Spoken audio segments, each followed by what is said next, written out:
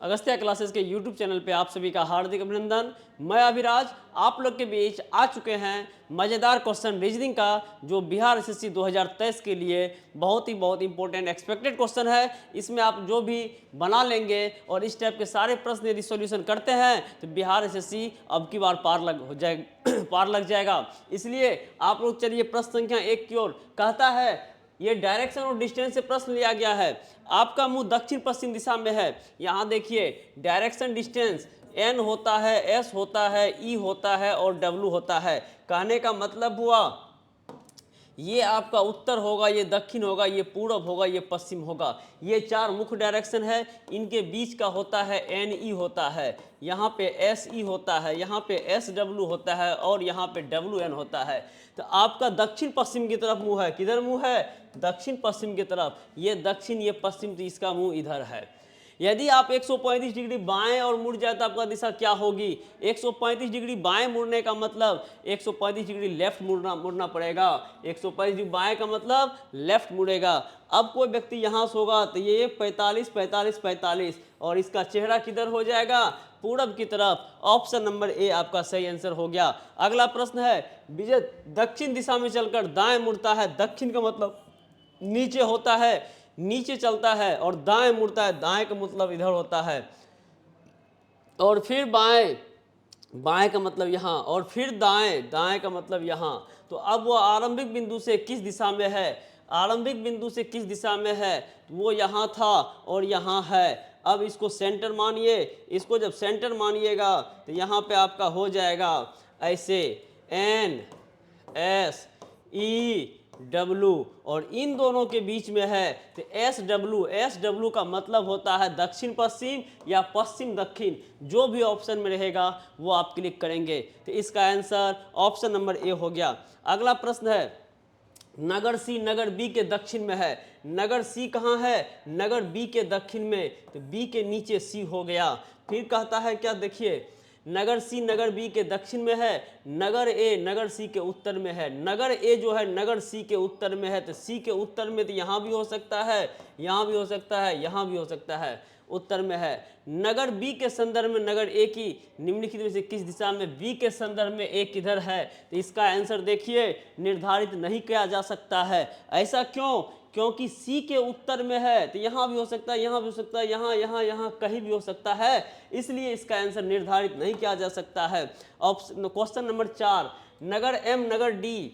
नगर M नगर D जो नगर are के दक्षिण में है। नगर एम नगर डी जो नगर आर के पश्चिम में है। इस क्वेश्चन में कुछ त्रुटि है, इसको छोड़ दीजिए। अगला प्रश्न की ओर बढ़ते हैं। अगला प्रश्न जो है ये आपका ये लिया गया है।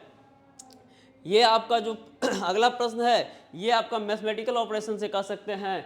यानी यहाँ पे देखिए संख्या इतना में अंकों में से ऐसे कितने अंक हैं जिनकी प्रारंभ से वही दूरी है जितनी संख्या के अंकों को बढ़ते क्रम में सजाने के बाद। बढ़ते क्रम का मतलब होता है असेंडिंग ऑर्डर। असेंडिंग ऑर्डर का देखिए यहाँ पे 6 2 5 9 1 4 8 3, इसको जब बढ़ते क्रम में लिखिएगा तो बढ़ते क्रम में तो 1 2 3 4 5 6 8 9।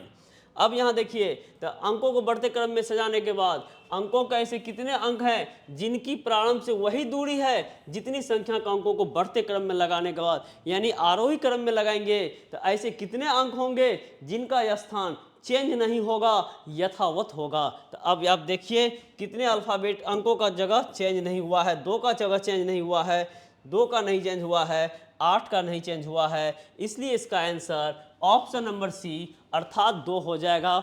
ऑप्शन नंबर सी अर्थात 2 हो जाएगा। अगला है संख्या इतना के अंकों को यदि अवरोही क्रम में सजाया जाए तो कितने अंकों की स्थिति परिवर्तन रहेगी। कितनों अंकों की स्थिति परिवर्तन रहेगी, यानी कितनों का चेंज हो जाएगा, ये ध्यान रखना है। और वो भी किस क्रम में? अवरोही क्रम में, यानी डिसेंडिंग ऑर्डर में। तो आपका 8 3 9 4 2 6 5 यहाँ डिसेंडिंग ऑर्डर में, बढ़ते क्रम में नहीं घटते क्रम में लगाना है।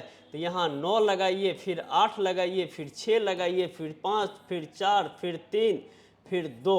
तो कितने अंकों का स्थान परिवर्तन रहेगी? तो इसका भी परिवर्तन, इसका भी परिवर्तन, यहाँ भी, यहाँ भी, यहाँ भी, यहाँ भी, यहाँ भी, यानी सबका तो परिवर्तन हो गया। अंकों को यदि अवरोही क्रम में सजाया जाए तो कितने अंकों की स्थिति परिवर्तन रहेगी, तो 3 से अधिक, यानी सब का परिवर्तन हो गया है।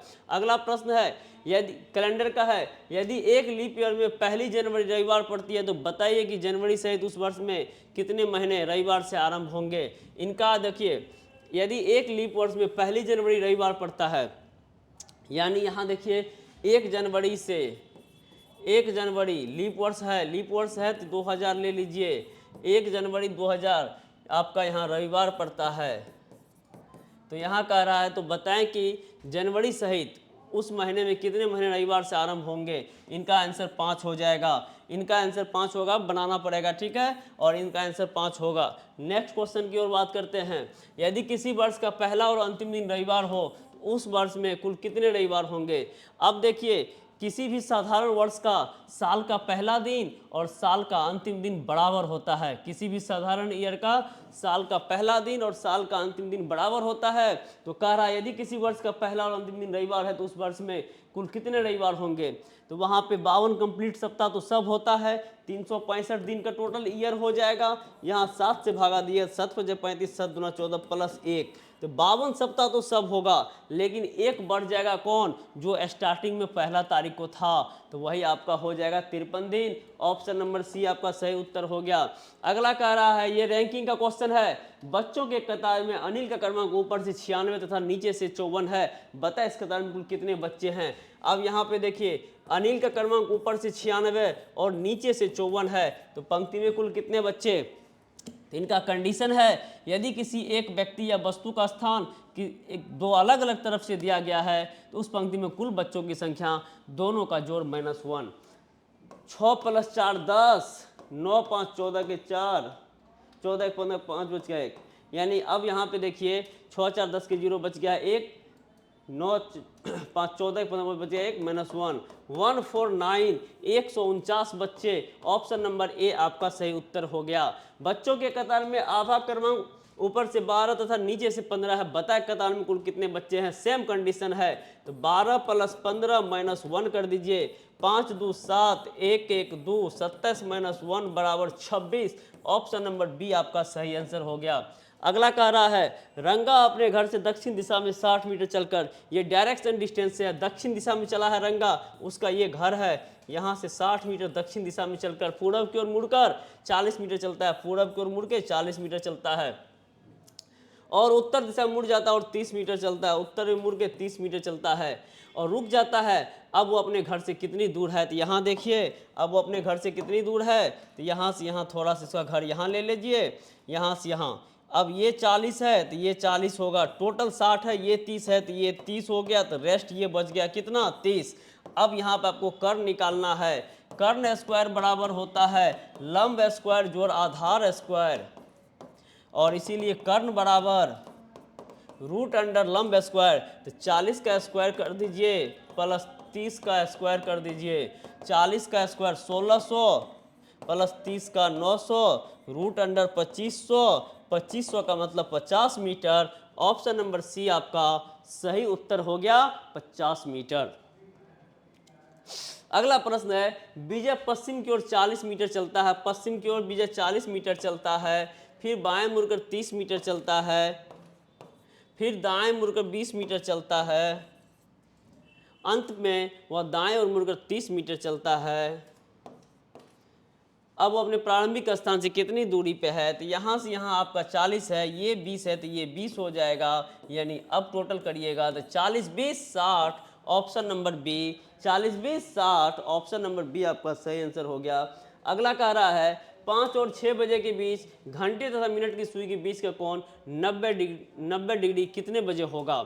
अब देखिए, 5 और 6 के बीच में 90 डिग्री निकालना है, 12/11 गुना 5 गुना 5 - 3 और 5 + 3, 5 - 3 करिएगा 2 हो जाएगा, तो 12 पंचे 60 और 6 दूना 120, 120/11, और दूसरा हो जाएगा 12/11 गुना 5 गुना 5 + 3 8, 12/11 गुना 40 बराबर बढ़ चुके 48, 480/11, 400/11, 11 चौके 44, 44 4 48, 0 11 33, 33 7 40। अब आपका जो है यहाँ पे भागा दीजिएगा, 11 का 11, 10, 11 नवा 99, 1। अब यहाँ देखिए इसका आंसर हो जाएगा 5:43.7/11। दूसरा हो जाएगा 5:19.1/11। अब यहाँ ऑप्शन आपके पास कैसा है? 5, 5, 5, 21, 5, 40, 5, 10 इतना, 11 चौक 44, 40, 11 चौके 44, 40, 40, 11 33, 7। तो अब यहाँ पे इसका आंसर हो जाएगा नॉन ऑफ दीज, क्योंकि इसमें कोई नहीं है। 90 डिग्री निकालना होता है तो -3 + 3 करते हैं, 5 में से 3 गया 2, 5 + 3 8। चलते हैं अगला प्रश्न की ओर। अगला प्रश्न है 6, 12, 30 और ये 2 × 2 + 2 6 हो गया, 3 × 3 + 3 12 हो गया, 5 × 5 + 5 30 हो गया, 7 × 7 + 7 56 हो गया। तब देखिए 2 है, 3 है, 5 है, 7 है और भाज्य संख्या है तो 11 × 11 + 11, 11 × 11 121, 121 10 31 132 हो जाएगा। ऑप्शन नंबर ए आपका सही आंसर हो गया। अगला क्वेश्चन है निम्नलिखित प्रश्न में एक संख्या में आसन अक्षरों के बीच अक्षरों की बढ़ती हुई संख्या छोड़ी गई है, निम्नलिखित में से कौन सी श्रृंखला का नियम का पालन करती है? यानी दो अक्षर के बीच का जो गैप है वो बढ़ते क्रम में छोड़ा गया है। इसको चेक करने के लिए पोजीशन लिखिएगा तो 2, 7, 13, 20, 27। B number 2, 7, 13, 19, 26। सी नंबर 2, 7, 13, 20, 28 और डी नंबर 2, 7, 12, 18, 25। अब देखिए यहाँ पे गैप देखिए 2 + 5, 2 + 5, 2 + 5, 7 + 6, 7 + 6, 7 + 6, 13 + 7 20, 13 + 6 19, 13 + 7 20, 20 + 7 27, 19 + 7 26, 20 + 8, 2 + 5, 7 + 5, 12 + 6, 18 + 7। अब यहाँ देख रहे हैं कि 5, 6, 7, 7 है तो ये बढ़ती हुई संख्या नहीं है, ऑप्शन ए गलत। 5, 6, 6 है, ये भी गलत। 5 है, 6 है, 7 है, 8 है, ये बढ़ती हुई संख्या छोड़ी गई है और यहाँ 2 बार 5 है तो ये गलत। ऑप्शन नंबर सी आपका सही उत्तर हो गया। ऑप्शन नंबर सी आपका सही उत्तर हो गया। तो इस तरीके से आज हम आप लोग के बीच 15 क्वेश्चन का सेट प्रैक्टिस करवाए। तो जो भी लोग मेरे चैनल पर नए होंगे सब्सक्राइब तो जरूर कर ही लिए होंगे, और यदि किसी प्रश्न में कोई ज़्यादा से ज़्यादा दिक्कत हो तो आप कमेंट करने में पीछे न हटेंगे और उसका हम समाधान कर देंगे। आज के लिए इतना ही। जय हिंद, जय भारत।